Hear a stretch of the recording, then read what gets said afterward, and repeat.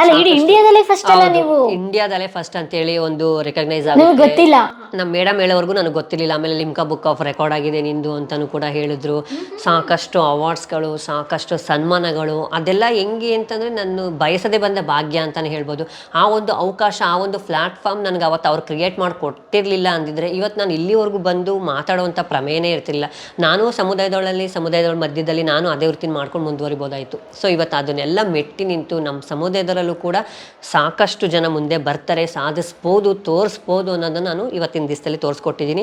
So ನನ್ನ radio journey ಜೊತೆಲಿ ನನ್ನ ಫಿಲಿಮ್ಸ್ ಆಗಿರ್ಬೋದು, ಶಾರ್ಟ್ ಮೂವೀಸ್ಗಳಾಗಿರ್ಬೋದು, ಸೀರಿಯಲ್ಗಳಾಗಿರ್ಬೋದು, ಮಾಡಲಿಂಗ್ ಜಗತ್ತಿಗಾಗಿರ್ಬೋದು ಸಾಕಷ್ಟು ಕಡೆ ಮಿಂಚ್ತೆ ಅಂತ ಹೇಳ್ಬೋದು. 2010-11ಇಂದ ಅಪ್ ಟು ಒಂದು 18-19-20ವರೆಗೂ ನಂದು ಹವಾ ಆಗಲಿ, ನಂದು ಟ್ರೆಂಡ್ ಆಗಲಿ ಕ್ರಿಯೇಟ್ ಆಗಿತ್ತು, ಈಗಲೂ ಕೂಡ ಇದೆ. ಈ ಟೈಮಲ್ಲಿ ಆರ್ ಜೆ ಪ್ರಿಯಾಂಕಾ ಮೂವಿ ಕಡೆ ಯಾವಾಗ ಹೋಗಿದ್ದು? ಸೊ ಮೂವಿಗೆ ಯಾವಾಗ ಹೋಗಿದ್ದು ಅಂದರೆ ಮೂವಿಗಿಂತ ಮುಂಚೆ ಸೀರಿಯಲ್ ಆಫರ್ ಬಂತು, ಸೂರ್ಯಕಾಂತಿ ಅನ್ನೋ ಸೀರಿಯಲ್. ಅವರೇ ಆಫರ್ ಮಾಡಿದ್ರು? ಓಕೆ. ಅವರೇ ಈ ತರ ಒಂದು ಕ್ಯಾರೆಕ್ಟರ್ ಇದೆ ಸೂರ್ಯಕಾಂತಿ ಸೀರಿಯಲ್ ಅಲ್ಲಿ.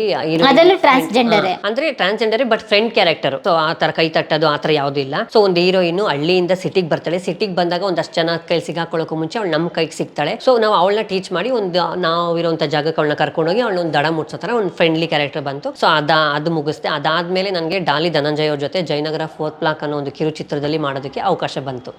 ಸೊ ಅದು ಹುಡ್ಕೊಂಡು ಬಂತು. ಅದು ಮೂವಿಲೂ ಕೂಡ ನಾನು ಮಾಡಿದೆ. ಸೊ ಅದ್ರಲ್ಲ ಏನಂದ್ರು ಅಂದ್ರೆ ಅವ್ರು ಕೈ ತಟ್ಕೊಂಡು ಕಾಸು ಕೇಳಬೇಕು ಅಂತ ಅಂದ್ರು. ನಾನಂದ್ರೆ ಆ ಥರ ಎಲ್ಲ ಮಾಡೋಕ್ಕಾಗಲ್ಲ ಸರ್, ಇವಾಗ ನಾನೊಂದು ಕೆಲಸ ಮಾಡ್ತಾ ಇದ್ದೀನಿ. ಸೊ ನೋಡ್ದ ಇವ್ರಿಗೆ ಎಷ್ಟೇ ಕೆಲಸ ಕೊಟ್ಟು ಇದು ಮಾಡಿದ್ರೆ ಇವ್ರು ಬುದ್ಧಿ ಬಿಡಲ್ಲ, ಇವ್ರು ಇದನ್ನ ಇದು ಮಾಡ್ತಾರೆ ಅಂತ ಒಂದು ಅದನ್ನೇ ಒಂದು ಮೈಂಡ್ ಸೆಟ್ ಒಂದು ಅದೇ ಒಂದು ಟ್ರೆಂಡ್ ಮಾಡ್ಬಿಡ್ತಾರೆ ಅಂತ ಹೇಳಿಲ್ಲ. ಇಲ್ಲ ಮೇಡಮ್, ನಮ್ಮವ್ರನ್ನೇ ಒಂದು 2-3 ಜನ ಕೂರಿಸಿರ್ತೀವಿ, ಸುಮ್ಮನೆ ನೀವು ಹಂಗೆ ಕೇಳ್ಕೊಂಡು ಅವ್ರ ಹತ್ರಕ್ಕೆ ಬನ್ನಿ ಅಂತ ಹೇಳೋ ಒಂದು ಸೀನ್ ಇದೆ ಅಂತಂದ್ರು. ಸರಿ ಆಯ್ತು ಅಂತ ಹೇಳಿ ಹೋಗ್ಕೊಂಡು ಅವ್ರ ಜೊತೆ ಡಾಲಿ ಧನಂಜಯ ಅವ್ರ ಜೊತೆ ಮಾಡಿದೆ. ಅವಾಗ ಅವ್ರು ಡಾಲಿ ಆಗಿರಲಿಲ್ಲ, ಬರೀ ಧನಂಜಯ ಅಷ್ಟೇ ಆಗಿದ್ದು.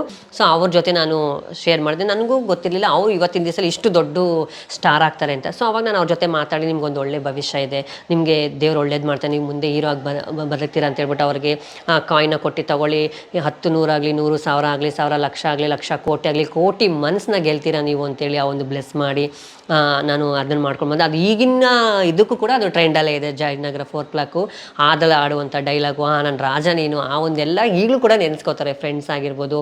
ಇಲ್ಲ ಹೋದಾಗ ಏನಮ್ಮ ನಿಂದು ಫುಲ್ಲು ಹವಾ ಆಗ್ಬಿಟ್ಟಿದೆ ನಿಂದೆ ಹಂಗೆ ಅಂತೆಲ್ಲ ತುಂಬ ಖುಷಿ ಆಗುತ್ತೆ. ಅಲ್ಲ ನಿಮ್ ಆ ಥರ ಆಶೀರ್ವಾದ ಮಾಡಕ್ಕೆ ನಿಮಗೆ ದುಡ್ಡು ಕಟ್ಟಿ ಕರೆಸ್ತಾರಲ್ಲ? ಹೌದು, ಕರೆಸ್ತಾರೆ. ಬಟ್ ಆ ಥರ ಕರೆಸೋದ್ರಿಂದ ಅವರೇ ನ್ಯಾಚುರಲ್ ಆಗಿ ಅವರಾಗಿ ಹೇಳಿದ್ರೆ ಒಳ್ಳೇದಾಗೋದು.